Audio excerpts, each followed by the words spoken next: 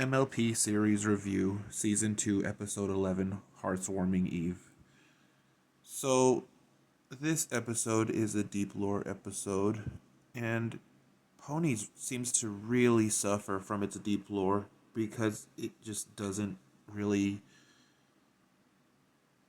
make sense a lot. And now, I don't know if that's because I'm confusing it with the fanon, or it just legitimately doesn't make sense.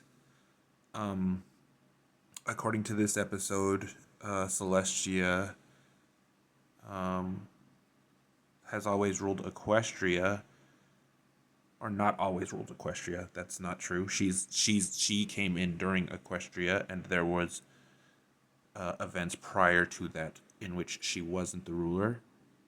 Now, this would entail that if she came from the pony stuff itself, that she had not existed then when the three tribes were separate.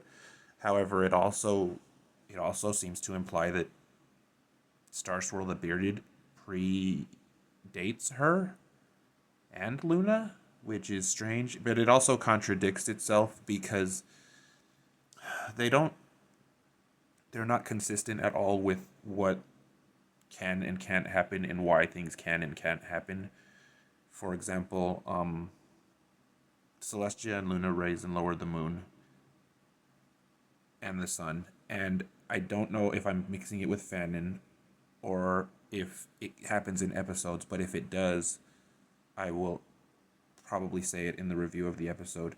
It's always been understood to me that the reason that Celestia and Luna were crucial, like, on Into the Depths, is because they need someone to raise and lower the sun and raise and lower the moon, and only them two can do it. And this seems to be reinforced in episodes such as Between the Light and the Dark, where they give Twilight an amulet with a part of their power so that the sun and the moon can be raised and lowered.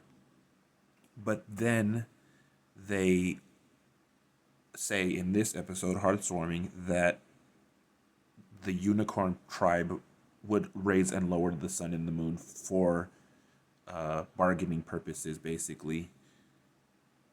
And I guess maybe at some point they're going to say that Star Swirl is the one who maybe,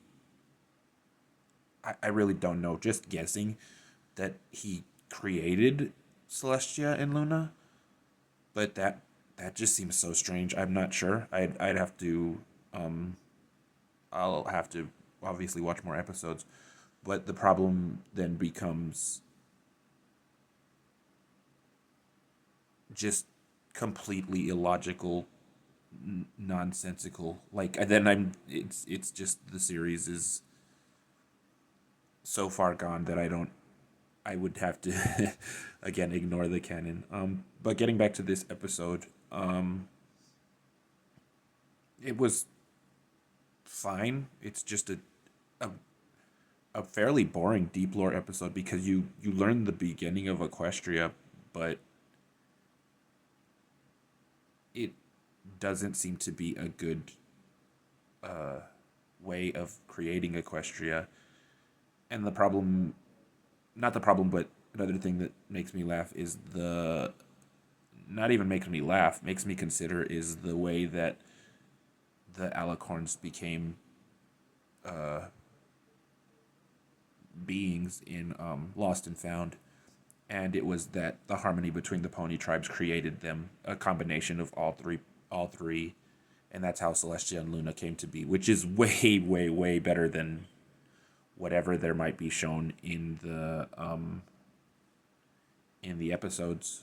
But yeah, this episode probably about I guess a 2 stars out of 5. Not really. The song isn't really great, and there's not really too much that stands out about it.